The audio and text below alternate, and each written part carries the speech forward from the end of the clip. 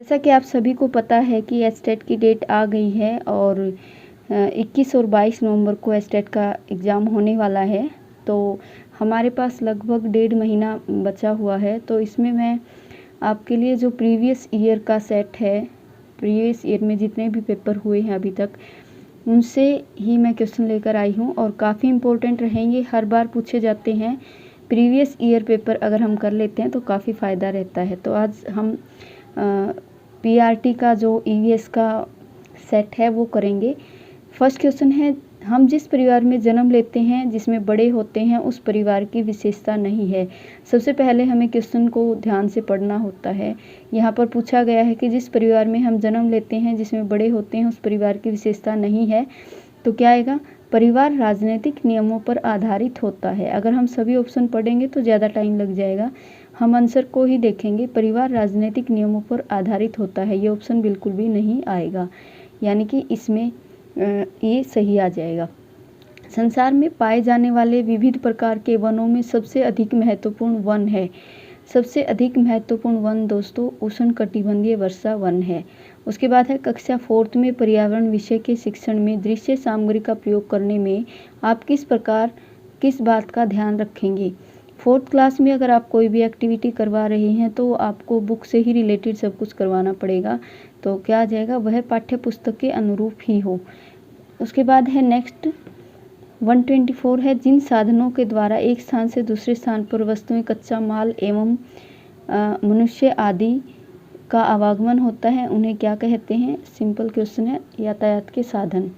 उसके बाद रवि ने अपने अमरूद के पेड़ की जगह जड़ पर पानी डाला। पेड़ अपने पोषण के लिए जल को अवशोषित करते हैं, यह जल है। केसी का जल इसको कहा जाएगा।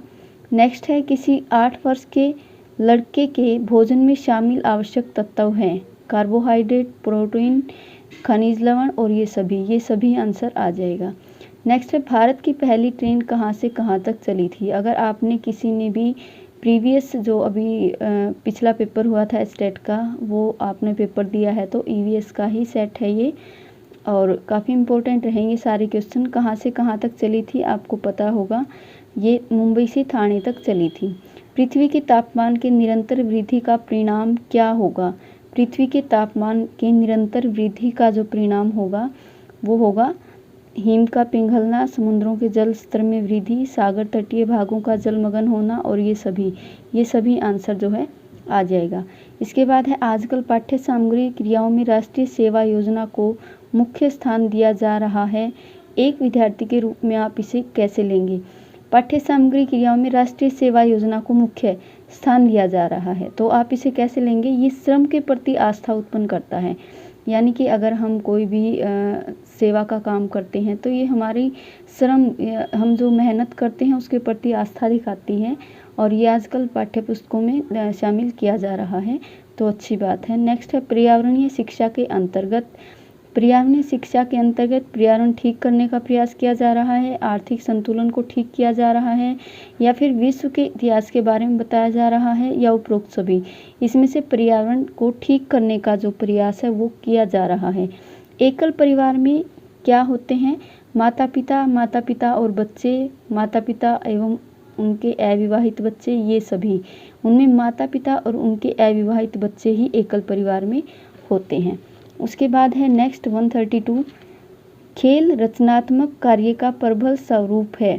खेल के अर्थ को स्पष्ट करने के लिए दिया गया यह कथन किसका है? खेल जो है रचनात्मक कार्य का, जो भी हम क्रिएटिविटी काम करते हैं उसमें खेल का बड़ा ही महत्वपूर्ण योगदान है। तो ये किसका विचार है? ये कथन है नन का। बालक जिन अन्य बालकों के साथ रहना, खेलना, पढ़ना पसंद करता है उनका बालक से क्या संबंध होता है? उनका क्या होता है? मित्रता होती है, स्त्रुता होती है, सहयोग होता है, या फिर अभिभावक होते हैं। यानी कि मित्रता होती है उनके अंदर, तभी वो उनके साथ खेलना और पढ़ना पसंद करते हैं। किसी गांव के जलाशय में पाए जाने वाले जलीय पौधों को कार्बन डाइऑक्साइड अवशोषण करते हैं, तो वो कहाँ से करते हैं? किसी गांव के पास जलाशय में पाए जाने वाले जो जलीय पौधे हैं वो जल से ही कार्बन डाइऑक्साइड अवशोषित करते हैं। इको मार की बहुत ही ज़्यादा इम्पोर्टेंट जो है ये क्वेश्चन है, काफ़ी बार आता है। इको मार किन उत्पादों के लिए किया जाता है? पर्यावरण अनुकूल उत्पादों के लिए, उच्च व श्रेष्ठ उत्पादों के लिए, कुटीर व लघु उद्योगों के उत्पादों के लिए या कम कीमत के उत्पादों के लिए। इको मार्क के लिए जो है ये काफ़ी इम्पोर्टेंट रहता है, पर्यावरण अनुकूल उत्पादों के लिए काफ़ी इम्पोर्टेंट रहता है। ये पर्यावरण के लिए ही इसका प्रयोग किया जाता है। आगे है, वर्तमान में प्रयुक्त की जाने वाली रसोई गैस की विस्तृत शब्दावली है। इसकी आपको फुल डेफिनेशन बतानी है। लिक्विड पेट्रोलियम गैस जो है इसका सही आंसर आ जाएगा। सैटेलाइट से, इसके बाद क्या है, सैटेलाइट से तेल की खोज की जाती है, वनों का सर्वेक्षण किया जाता है या मौसम का पूर्वानुमान लगाया जाता है। तो ये सभी जो है इसमें आ जाएंगे। उसके बाद है ग्रीन हाउस प्रभाव का क्या मतलब होता है। जो ग्रीन हाउस है हमारी, उसका क्या मतलब होता है। वायुमंडल में CO2 की मात्रा में वृद्धि से ताप में वृद्धि करना, ये वृद्धि होना, ये जो है ग्रीन हाउस का प्रभाव होता है। वाहनों से निष्कासित गैसों में सर्वाधिक मात्रा में कौन सी गैस निष्कासित होती है। कार्बन मोनोऑक्साइड, काफ़ी इंपॉर्टेंट क्वेश्चन है, काफ़ी बार आता है।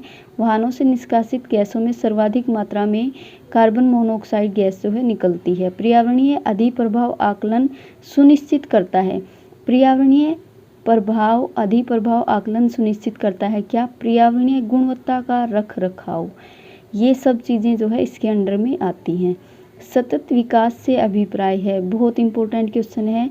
सतत विकास से क्या अभिप्राय है, मतलब कि सभी चीज़ों का विकास, आर्थिक रूप से, सामाजिक और पर्यावरण आवश्यकताओं के मध्य में जो संतुलन है वो सब कुछ रखना होता है। ठीक है, यहाँ पे सतत विकास से अभिप्राय है आर्थिक, सामाजिक एवं पर्यावरणीय आवश्यकताओं के मध्य संतुलन रखना।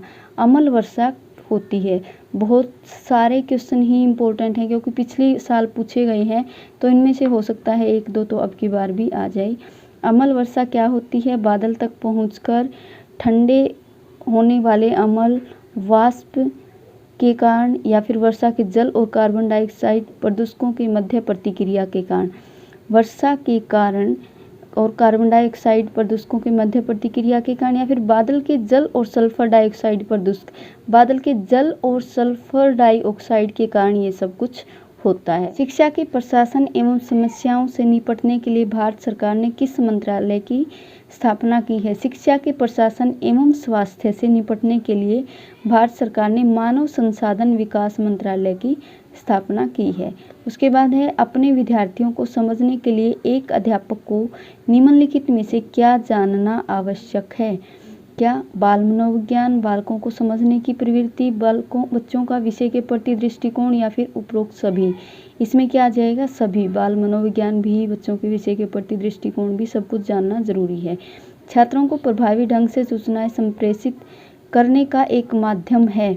इसमें क्या आएगा, चार्ट से मानचित्रों के माध्यम से, ध्वनि युक्त फिल्म प्रोजेक्टर से। अगर हम उनको फिल्म दिखाते हैं, मीन्स प्रोजेक्टर पे कुछ दिखाते हैं, तो वो ज़्यादा जल्दी उस चीज़ को कैच करते हैं और ये सबसे ज़्यादा अच्छा ऑप्शन है। नेक्स्ट है, पर्यावरण संरक्षण के लिए लोगों को जागरूक करने के लिए पर्यावरण शिक्षा को शिक्षण में स्थान मिलना चाहिए। इसमें आ जाएगा प्राथमिक स्तर पर, यानी कि पर्यावरण संरक्षण, पर्यावरण को बचाने के लिए लोगों को जागरूक करने के लिए पर्यावरण शिक्षा को शिक्षण में स्थान मिलना चाहिए। प्राथमिक मतलब कि स्टार्टिंग से ही इसको स्थान मिलना चाहिए। पर्यावरण शिक्षा का पाठ्यक्रम होना चाहिए, एक समान होना चाहिए, आयु के अनुसार, शैक्षिक स्तर के अनुसार, या फिर आयु एवं शैक्षिक, आयु को भी देखा जाना चाहिए और शैक्षिक स्तर के आधार पर भी ये होना चाहिए। यदि मोहल्ले में अशुद्ध पानी आ रहा है और इसकी जांच करने पर पता चलता है कि पानी से क्लोरोफॉर्म की मात्रा अत्यधिक है, तो ये क्या दर्शाता है। इसमें क्या आ जाएगा, मानव निर्मित कचरे द्वारा जनित प्रदूषण, फास्फोरस द्वारा जनित प्रदूषण, जैविक ऑक्सीजन की घटी हुई मांग, या फिर हाइड्रोकार्बन द्वारा जनित प्रदूषण। तो दोस्तों इसमें मानव से निर्मित जो कचरा है वो दर्शाता है उसमें। उसके बाद है, सहायक शिक्षण सामग्री के रूप में दूरदर्शन रेडियो से उत्तम है। दूरदर्शन जो है वो रेडियो से उत्तम है, क्यों है, क्या रीज़न है इसका, क्योंकि बालक दूरदर्शन को पसंद करते हैं, आसानी से उपलब्ध है, दोनों ज्ञान इंद्रिया, इसमें बच्चा देख भी सकता है और सुन भी सकता है, तो दोनों ज्ञान अर्जन में प्रयुक्त होती हैं और दोनों ज्ञान इंद्रियों का उपयोग होता है, तो सबसे ज़्यादा इम्पोर्टेंट ये रहेगा। उसके बाद है, प्राकृतिक पर्यावरण प्रत्यक्ष रूप से प्रभावित करता है। किसको प्रभावित करता है? किसी क्षेत्र विशेष के जनसंख्या घनत्व को। इसमें ये सभी आ जाएंगे, उपरोक्त सभी कारक जो हैं उसमें आएंगे। ठीक है।